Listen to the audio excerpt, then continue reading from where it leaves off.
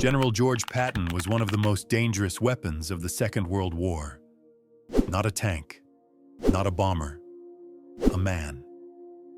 His armies moved faster than anyone expected. German commanders feared him. American soldiers admired him. But among the Allied generals, one man saw Patton very differently: British Field Marshal Bernard Montgomery. They fought on the same side, but they were rivals almost from the beginning. Two generals, two completely different ways of fighting a war. And when George Patton died in December 1945, many people wondered one thing: what would Montgomery say about the most aggressive general of the war? From the beginning of the war, the difference between Patton and Montgomery was obvious. Montgomery believed wars should be won through careful preparation, planning, coordination, and overwhelming force. Patton believed something very different. He believed wars were won through speed, momentum, and relentless pressure on the enemy. In many ways, their difference represented two completely different philosophies of warfare. Montgomery fought like a strategist. Patton fought like a battlefield gambler, and both men believed they were right. Patton often spoke about the importance of speed in battle. At one point, he explained his philosophy very clearly. Success in war depends on speed, audacity, and relentless attack.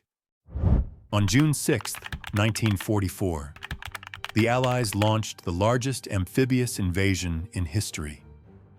More than 156,000 Allied soldiers landed on the beaches of Normandy.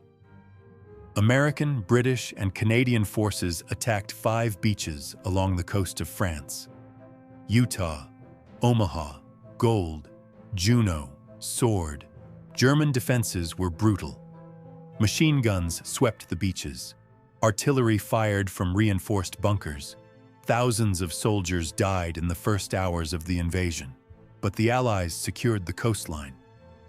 And once the beachhead was established, the war in Western Europe entered a new phase. The liberation of France had begun. However, breaking through the German defenses inland proved far more difficult. Hedgerows, narrow roads, and strong German resistance slowed the advance. For weeks, the Allied armies fought brutal battles just to gain a few kilometers. The invasion had succeeded, but the breakthrough had not yet come. And that was the moment when commanders like Patton would become critical.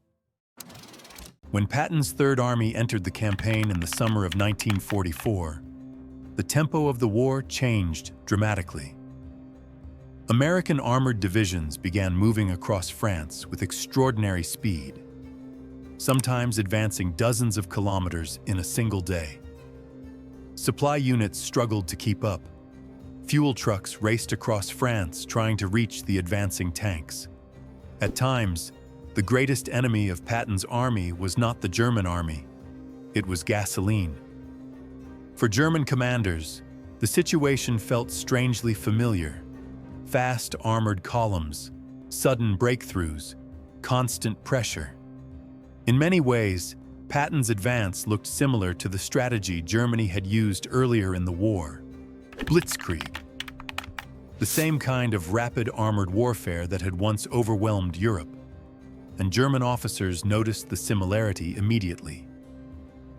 Years later, one German officer described the situation very directly. Patton was the Allied general we feared the most. Inside Allied headquarters, the rivalry between Montgomery and Patton became impossible to ignore. Both generals were successful, both had strong personalities, and both believed their strategy would win the war. Montgomery preferred large, carefully prepared offensives. He believed that victory came from discipline, planning, and overwhelming force. Patton believed the enemy should never be allowed to recover. Attack constantly, move quickly, exploit every weakness. To him, hesitation was dangerous. At one point, Patton explained his attitude toward planning with typical directness. I would rather have a good plan today than a perfect plan next week. Only months after the war ended, something unexpected happened. In December 1945, George Patton was traveling near the German city of Mannheim. During the trip, his car collided with a United States Army truck. At first, the crash did not appear catastrophic, but Patton had suffered a severe spinal injury. The general who had driven armored armies across Europe could no longer move. For nearly 2 weeks, he remained in a military hospital. Doctors tried to save him, but on December 21, 1945, George Patton died. News of his death spread quickly across the Allied world. Even commanders who had competed with him understood how important he had been during the war. Among them was Bernard Montgomery. Despite years of rivalry, Montgomery later described Patton in very clear terms: a most outstanding and courageous commander. When the war ended, the reputations of the Allied generals began to evolve in very different ways. George Patton quickly became a legend. To many American soldiers, he represented pure battlefield aggression, a commander who pushed his armies forward no matter the obstacles, a general who believed war should be fought fast and finished quickly. Bernard Montgomery's legacy developed differently. He was remembered as a careful planner, a commander who believed preparation saved lives, someone who preferred certainty over speed. Even today, historians still debate their methods. Some believe Patton's aggression shortened the war. Others argue that Montgomery's caution prevented unnecessary disasters. But perhaps the truth lies somewhere in between. Because wars are rarely won by a single personality or a single strategy. Victory usually comes from the balance between different kinds of leaders. Commanders who push forward, and commanders who hold the line. Patton and Montgomery may have disagreed about how to fight a war, but together, they helped shape the victory that ended the Second World War in Europe. And sometimes, history is written not only by allies, but also by rivals.